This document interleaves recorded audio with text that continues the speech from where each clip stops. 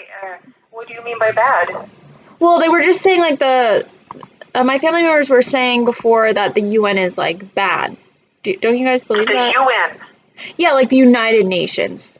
Oh, I see. Okay, yeah. Is that true? Like, is that what you guys believe? Oh, all right. So that is a very, very deep subject that you're asking about. That is a very good one. The idea behind that would be for you to help you see what is good and what is bad. Would be maybe just a small Bible study, basically, for you to actually give you an idea of where they're getting it from. Because we don't just up and tell you, okay, this is how it goes, and that's it. We expect you to believe it. There's actually Bible verses that actually help us to see where all of these things are coming from, why we're saying it. How do you feel about the United Nations? Personally, I have a lot of different feelings about them, but I was more because they said that the United Nations is like really like basically like they said it was like a beast or something that hates God. Okay. Is that what you guys believe then? I just wanted to make sure that I got it right. I did kind of like go on your website because I know that like they showed me the website before and how to look things up, so I was kind of doing that. Yeah. Did you punch in the search engine? Did you look into United Nations? Did you put that in? Yeah, and it said here like it said scarlet colored wild beast. So is that accurate then? It's in the book of Revelation.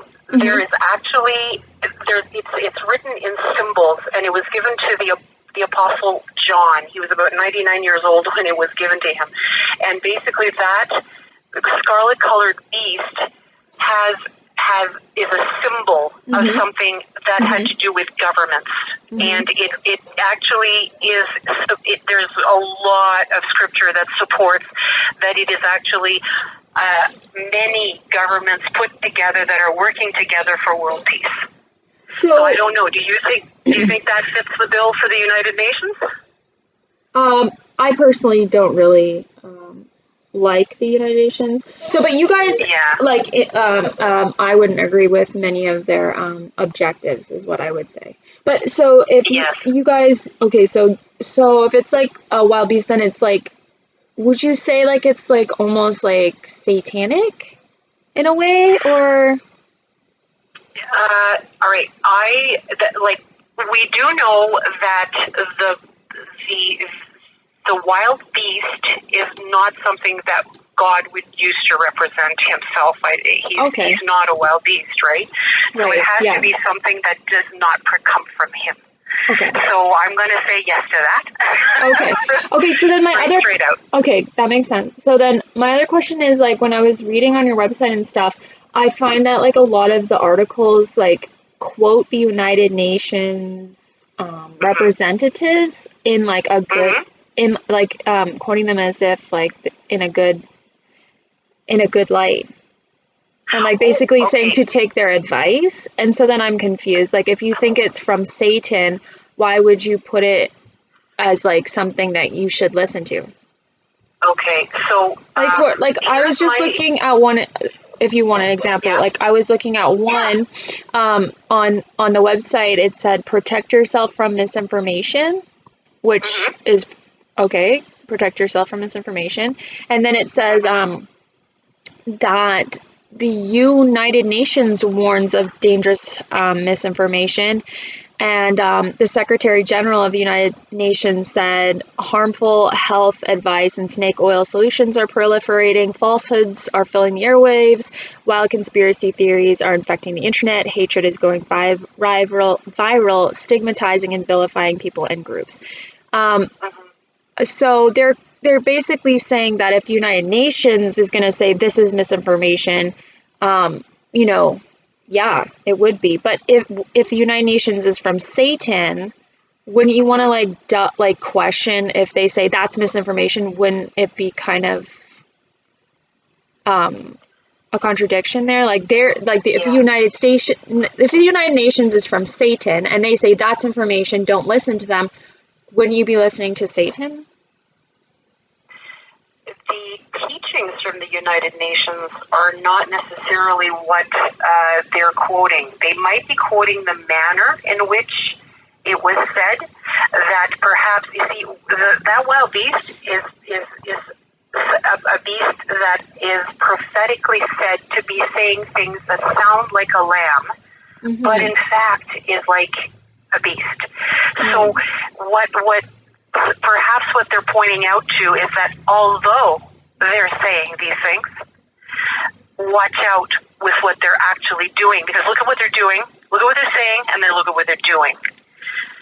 Because sometimes it's quoted to demonstrate, to make a point about, it could be the purpose of the UN, or it could be about the way that the UN functions. That is, it's two-faced, it's hypocritical. And sometimes this is what it points out to. I would love to know which article. I would like to read that article just to make sure to get the right gist of that article, because I don't have it in front of me. Yeah, sure. I don't know. I'm not sure. It's just called Protect Yourself from Misinformation. I don't know. It's on the website. It doesn't have a date or anything. It just says protect yourself. Okay, protect. Let me see. So it says, protect yourself from misleading news, false reports, conspiracy theories, and then it says that because that's what the United Nations is warning of us of. I'm gonna say that the misinformation probably comes from the UN. This is probably what the article is trying to say, but I can't say it for sure. Yeah, no, that's not what it's saying. Because then it goes on to say that they quote them again. They say, like, they quote the officer, a senior food and safety nutrition officer for the UN's. They're saying, he says to fact check is probably becoming just as important as hand washing.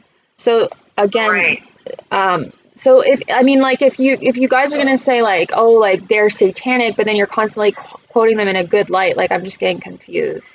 Yeah, that doesn't sound very good. Yeah, for me, that doesn't sound right that they're quoting it for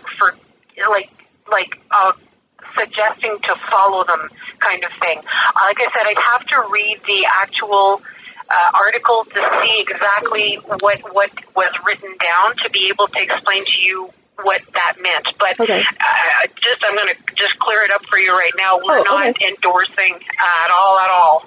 We're not endorsing anything at all for what's from the UN at all. It's considered to be a wild beast, and it acts like a wild beast. And it's supported by governments that say one thing and do another, and it's hypocritical. And that's how we see it. Okay, so then why was like the Watchtower, why were they a UN NGO for like 10 years? Why do you... okay. You're going to have to explain me what you mean by that. A UN... Could you repeat that? An NGO. So it's like a non-governmental organization. Okay. And previously they were a non-government organization signed up with the UN. And so... Who, Jehovah's Witnesses? Well, not you, but I didn't mean you personally. I meant the Watchtower and Bible Tract Society. So, I'm going to put you straight on this one. It has never been part of anything governmental. That is the one thing that is amazing about them, is that they don't get mixed up. Well, because on the UN website, they had to release a statement basically saying that yes, they were, and you could read the letter. It's on the UN website. Really? Because from the time that it was, tell me about it. Just show it, because I'm not. Here, let me just pull it. I can do a quick search here. The UN website? Yeah, so if you just put in United States website and then Watchtower and Bible Tract Society, it should come up. It was a letter from Peter Hoffel. I suppose he was like the chief over the NGO section, like Department of Public Information for the United Nations. And they had to release like a statement in 2004 clearing it up because they were getting so many questions about it, because I guess there had been a news article about it, because it was like, again, that kind of contradiction where it's like, I guess like the Watchtower, not like entity, not the people. I don't have anything wrong with the people themselves, but the Watchtower entity said that they didn't get politically involved or like were attached to the UN in any way, but they were. So then they released a statement saying, it says, we've been receiving numerous inquiries regarding the association of the Watchtower and Bible Tract Society of New York with the Department of Public Information, which is a part of the UN. This organization applied for association with the DPI in 1991 and was granted association in 1992. By accepting association with the DPI, the organization agreed to meet criteria for association, including support and respect of the principles of the Charter of the United Nations and commitment to meet and means to conduct effective information programs with its constituents and to a broader audience about UN activities. So basically they were required to support the United Nations and like also espouse everything the United Nations that they believe in. Well, I'm going to have to do the research on that because we definitely do not support. No, I don't think you would. I was just wondering, like the actual entity of the Watchtower and Bible Tract Society. They are completely the offices they're in Warwick now. They used to be in New York. They do not support anything from the UN. Now, I don't know exactly. I'm going to look at that article, but honestly, they're not, like you said, since 1991. So they applied to be part of it in 1991. They were accepted in 1992, and then they dissociated from the UN in 2001. But for about 10 years, they were basically had to agree to support and respect the Charter of the UN and to espouse and give information basically in support of what the UN stood for. Maybe not like really explicitly, but they would have had to support what they wanted. Or maybe they were petitioned to do it, and eventually basically the UN said, "Never mind, we will allow you to not associate with us." Maybe they were requested to associate, and they never, because you have to apply to associate. Yeah, you have to apply for it. Yeah. That's why the letter will say this organization applied for association with us in 1991. All right. Well, that's an interesting thought because do you have like a phone you could see what I'm looking at? Like right now I don't know. I don't. How about where are you calling from right now? Like my address? Well, I mean, you don't have to give me your address. Oh, okay. I don't live very far. From Waterloo? Are you calling from Toronto? Where are you calling from? I don't live very far from where I'm calling from. Like from where I'm calling from you. Where I am right now? Yeah, You're in this area. Yeah. Okay. So, all right. So, if you want, what I can do is I can give you.